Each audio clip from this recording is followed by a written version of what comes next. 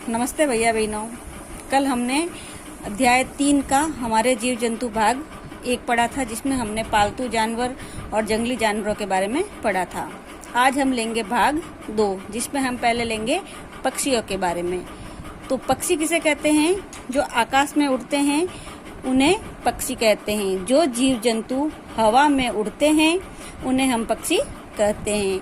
पक्षियों के 2 पैर होते हैं, 2 पंख होते हैं, एक चोंच होती है।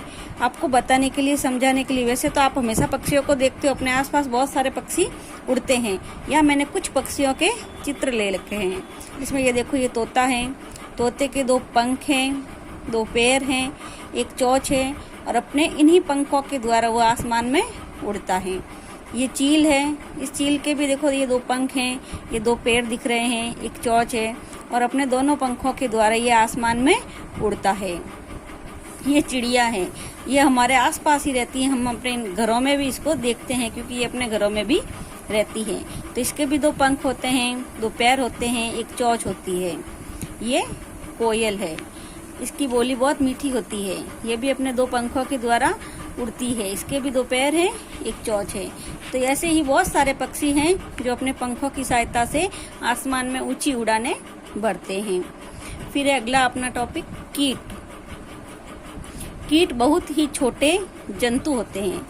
अधिकतर कीटों के 6 टांगे होती हैं, कुछ कीटों के पंख भी होते हैं। आपको समझाने के लिए यहाँ मैंने कुछ कीटों के चित्र दे रखे हैं।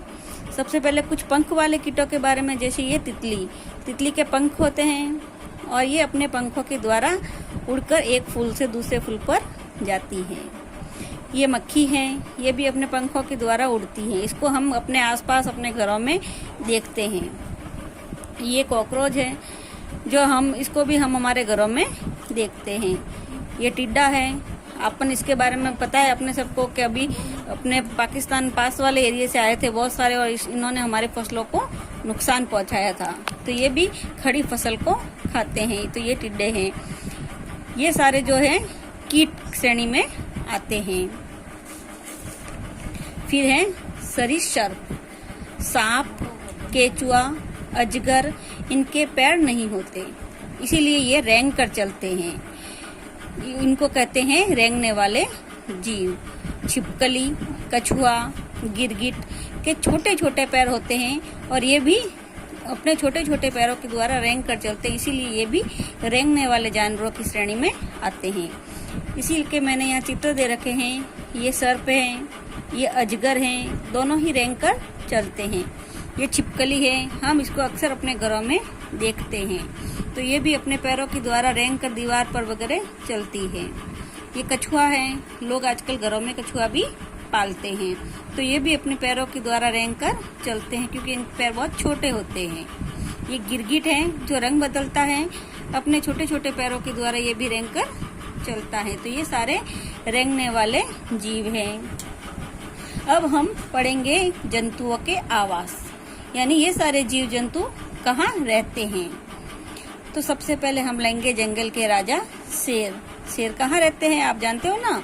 शेर रहते हैं गुफा में। और घोड़ा, सबसे तेज दौड़ने वाला जानवर जिसे अपन कहते हैं घोड़ा, तो घोड़ा रहता है अस्तबल में। और चूहा रहता है बिल में। पक्षी घोंसले में। भेड़ बकरियां बाड़े में। मकड़ी अपने जाल में। मधुमक्खी छत्ता बनाकर।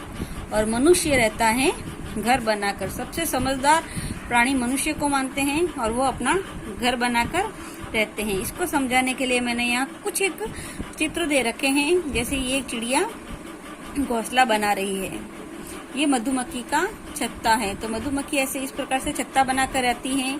चिड़िया घोंसला बनाकर रहती हैं।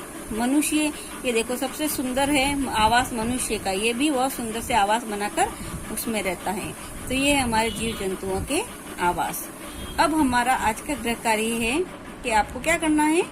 सबसे पहले निकला है जंतुओं के आवास, और उसमें इन सारे जंतुओं के नाम लिखने हैं, फिर उनके आवास के नाम लिखने हैं। या मैंने 8 प्रकार के नाम लिखे हैं, उनके आवास के नाम लिखे हैं। तो ये आज का आपका गृह कार्य, आप गृह कार्य में इसको करेंगे। ठीक है।